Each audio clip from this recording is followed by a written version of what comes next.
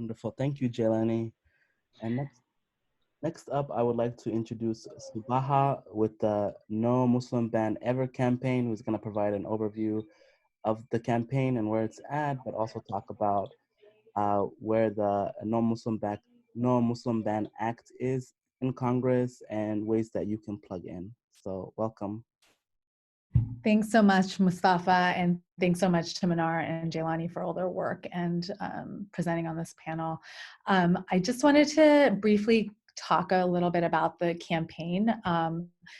As I said earlier, it's a project of 4 organizations that came together after the second iteration of the Muslim ban and worked. The first year was really working on the mobilization as the Muslim ban 3.0 was going towards the Supreme Court, and the second year was really building on getting getting a bill that would repeal all versions of the ban, and so on April 10th, 2018, 2019, sorry, the Representative Chu and Senator Coons introduced the No Ban Act, and this would repeal all versions of the Muslim ban and asylum ban and refugee ban and make necessary reforms to the Immigration Nationality Act to prevent future discriminatory bans.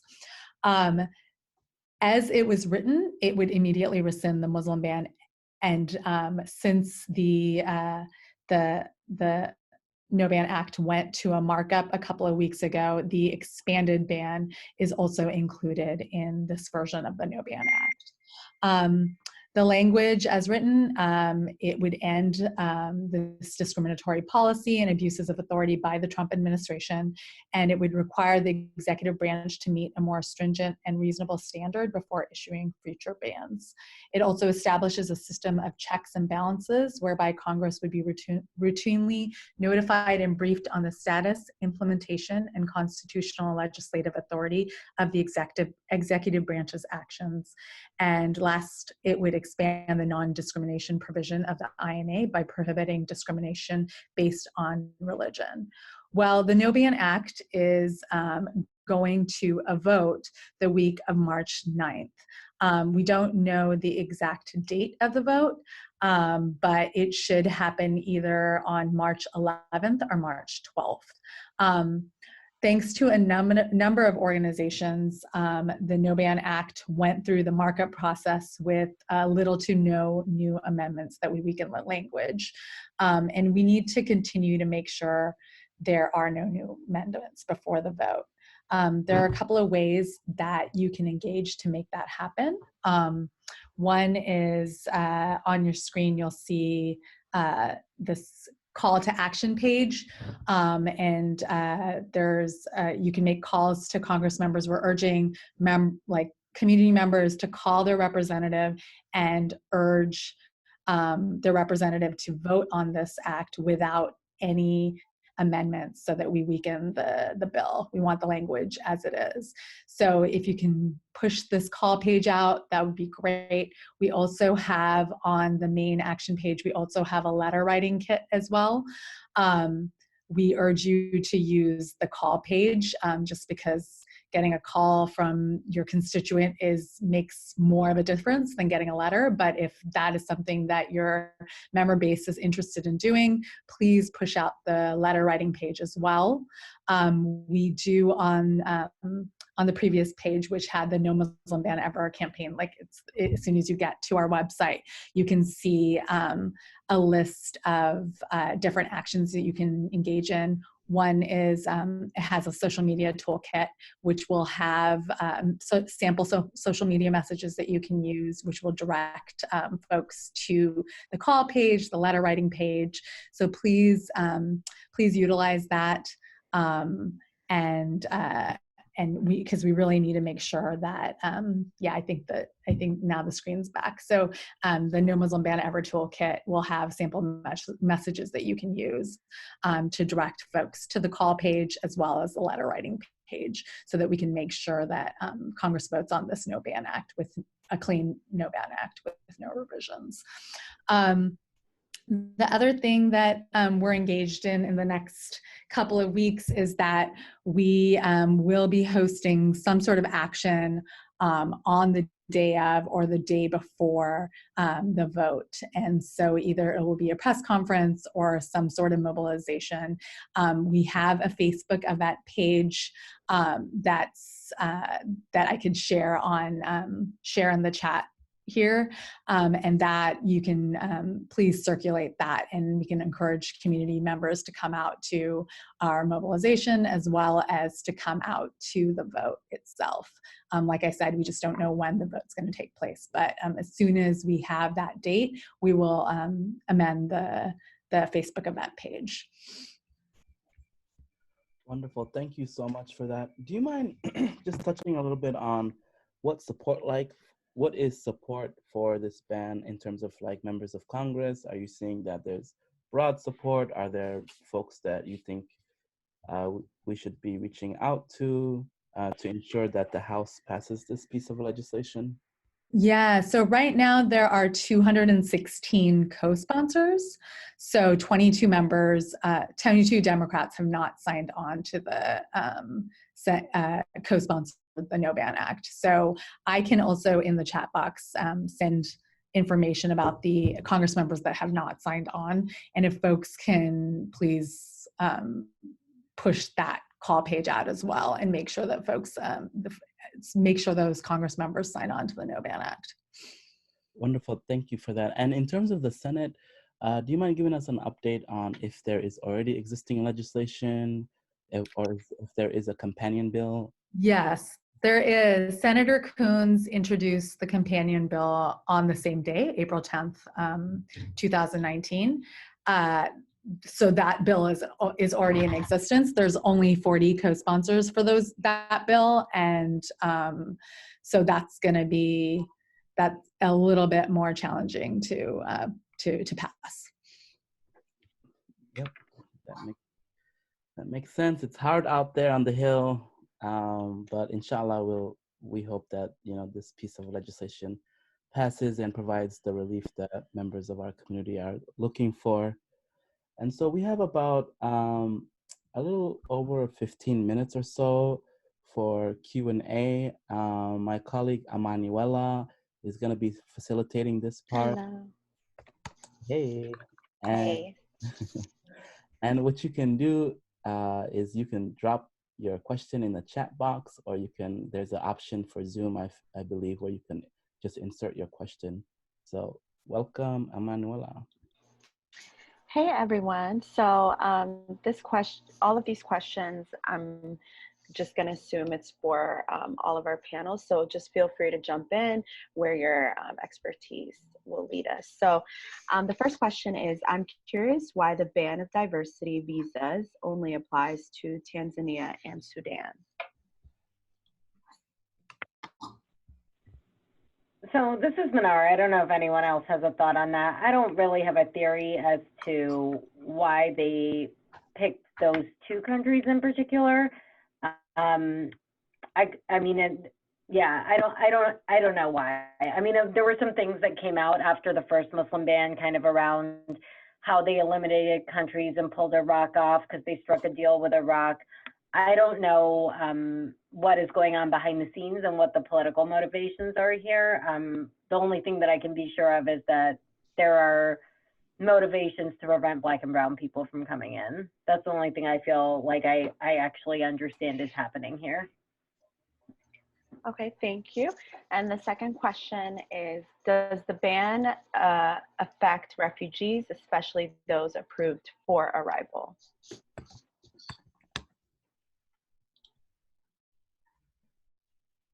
So, I mean, I can start here also. I mean, in theory, no, but in practice, we have to remember that the government has basically halted the refugee process. We've gone from like 110,000 refugees in a year to their target number being 18,000. So it's dropped so substantially. And then even within those numbers, you know, people that are not being let in are often Black and brown people again, right? And that, you know, given what's happening in some of the countries that overlap with a lot of the countries that are banned, those are places that people need refuge from right now, you know? So I would say, so my short answer would be not necessarily, but, you know, we just have to understand that they are grinding our systems to a halt. And the refugee process is a long one. It takes like roughly 2 years. And they're basically, they're like drying up the pipeline to make it more difficult for people to come. And we're seeing that with visa numbers across the board too, where visa numbers are just dropping for a lot of people from countries that we know the government doesn't like. Thank you. The third question is, my Nigerian mother was interviewed on Tuesday. The officer gave her refusal, but refused to accept the waiver package our attorney prepared. Yet the refusal letter says she's been considered for a waiver. What do we do?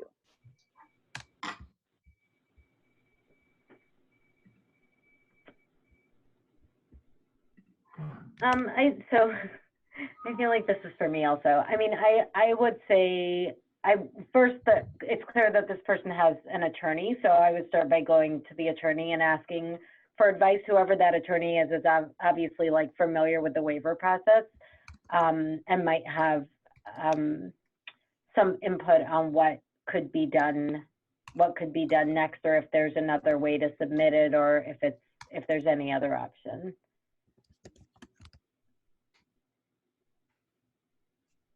Thank you. The next question is, what types of services does the immigration attorney in Minnesota provide?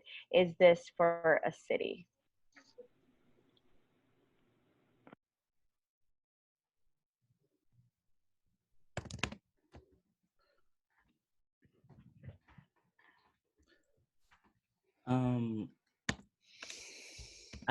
Okay, this is Mustafa, and I would assume that, you know, an immigration attorney in Minnesota would provide the same services that any other attorney would provide. And oftentimes we encourage people to go to AILA's website to see if they are a member of AILA.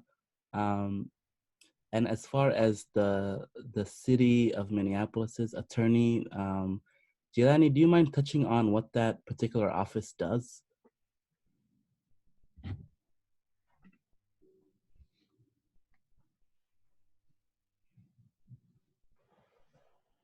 Yeah, if you're talking, you're muted.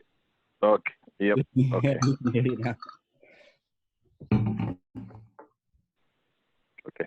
Yeah. So, you know, I think, you know, mainly it's not necessarily direct support, but what they do is really just to consolidate all of the information and make it available, and also help the city understand how these policies are impacting the community.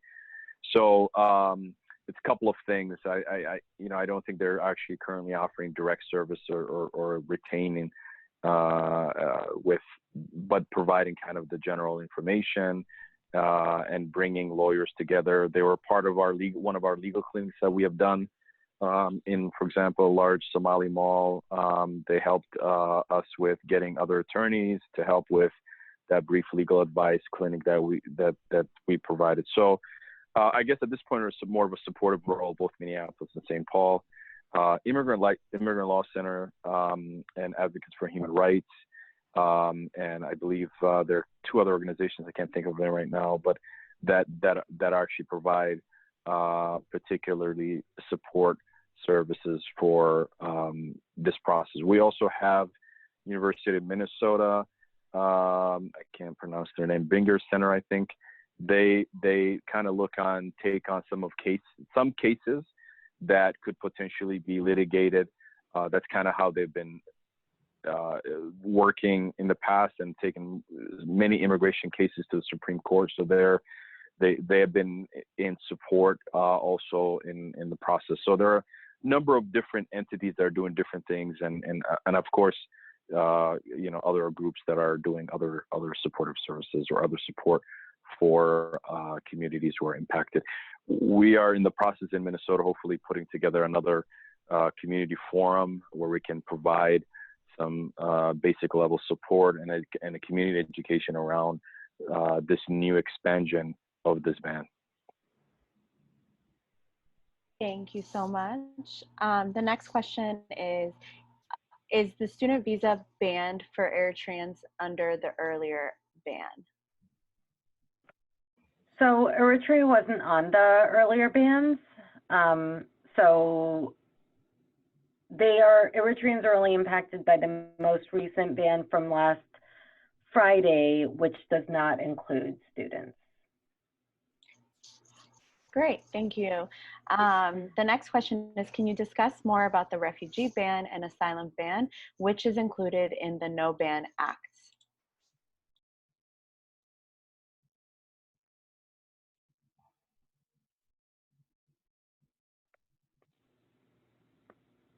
Subha, are you still there? Do you want to start off on that one?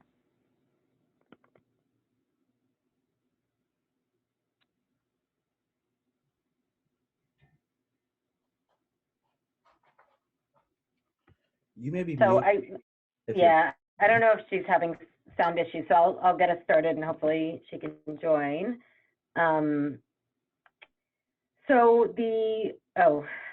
Her mute is not unmuting. I just got a text message from her, so maybe yes, I was trying to unmute her from our end as well. It's not working. Maybe if you want to hop off and hop back on real quick while you answer the question. Sure. So the No Ban Act has a variety of purposes, and one of them is rescinding the bans. The asylum ban, in particular, uses the same authority that the first several iterations of the Muslim ban did. The refugee portion of the Muslim ban, you might remember, was when that first Muslim ban rolled out in January 2017, it included a ban on refugees as well. And a lot of that was intended to target Muslims as well. And so the Muslim ban and the refugee Muslim ban were tied together. And then kind of as it unfolded and the government went through multiple iterations, they split off the two. But even when they split off the two back in September and October of 2017, the refugee ban was still targeting Muslim majority countries. So the refugee ban, it was important to groups drafting the bill, including the ACLU, that it also be rescinded through this bill because of its connection to this bigger picture Muslim ban, and because the authority that was originally used for the refugee ban was the same authority that's used for all of these bans. Similarly, the asylum ban uses the same authority within immigration law. So part of the purpose of this bill is to get rid of the Muslim ban, the expanded Muslim ban that targets Africans, the asylum ban that uses the same authority, and to change that authority to put more accountability in place. Subha, are you back with us? Is there anything you would add?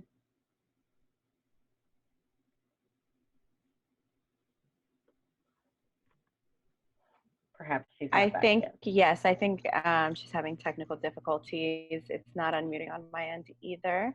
But you can join in when that starts working. I'll just go on to the next question. Is the K-1 visa affected by this ban? So the K-1 visa is what is categorized as an immigrant visa. It's a fiancé visa for someone to come and stay in the U.S., as I was talking about earlier. So as of last Friday, for Eritrea, Myanmar, Kyrgyzstan, and Nigeria, K-1 visas are impacted. Through the earlier Muslim ban, K-1 visas are also impacted for those countries. Awesome, thank you. The last question, well, actually, yeah, we have one more. It says, please respond to questions on slides from this presentation being available after the program. Thank you. I think Mustafa went through that. We will try to, I'm pretty sure we will actually send out the recording along with the slides from this webinar. So look out for that, and it'll be coming through Baji Comms. And let me see. there's any more questions, please type them in or raise your hands. Okay. Thank you so much for attending, and I'll pass it on to Mustafa. Yeah, I just want to say thank you to everyone. You know, if there are any campaigns folks who are participants on this call are working on, or anything you want to share, please feel free to do that now. Otherwise, we will be wrapping up soon. So I'll just give a couple of, or a minute or so for folks to kind of think about that.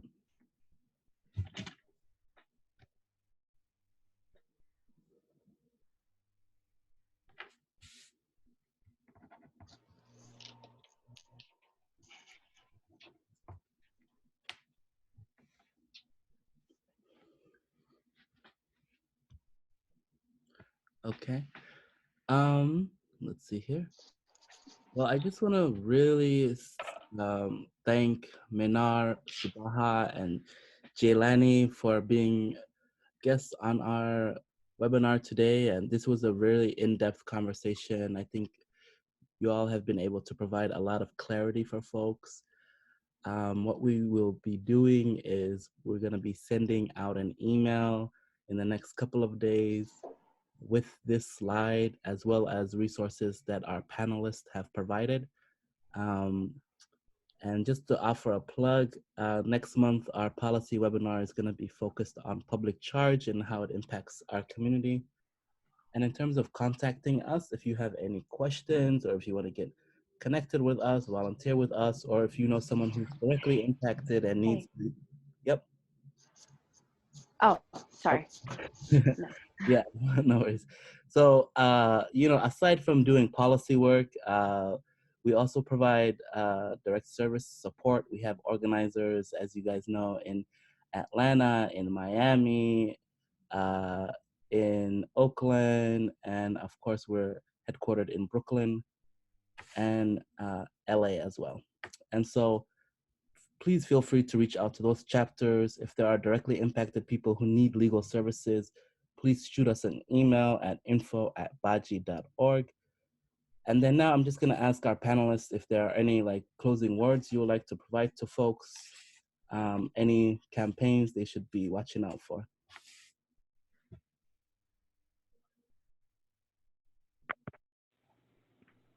I would just say, I think there's going to be, I hope and think that there is going to be a lot of work in this space around sharing impacted folks' stories and trying to get this narrative out there. I know that it has been a very long and hard 2020 already, and this ban went into effect very quickly.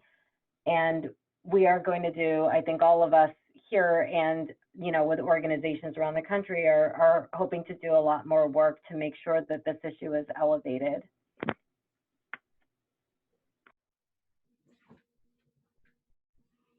Thank you for that. And Subha and Jaylani, any final words you guys would like to offer? No pressure if there isn't. This is Jaylani. Can you guys hear me? Yep. Yeah, so I want to just thank Mustafa, Baji, and everybody who's on this call. And again, just to tell everybody, we're going to keep fighting. It's really unfortunate that we have to be challenging this policy, but I think, the No Ban Act, 2020, very hopeful about this election and critical. So I think, it's a difficult time, but I think we need to keep fighting, keep organizing, and we will prevail, and we shall overcome. Thank you. And this is Subha. Sorry, I'm finally able to unmute. I apologize. I had some technical difficulties, but I just wanted to echo what both Jaylani and Manar said. We're going to work on this together. It's exciting that there at least is this No Ban Act that's going to a vote, so folks can just make their calls and make sure that they're engaged to make sure there are no more amendments to the current version of the No Ban Act. Yeah, we would love to also, if you can email me and let me know if you know of impacted individuals that would like to share their stories, especially from the newly expanded countries. We definitely want to uplift those stories in the media and for any actions that we engage in. So thank you so much for including us in this presentation. Yes, thank you all so much. I hope everyone has a wonderful weekend, and then look out for an email from us. And have a great evening.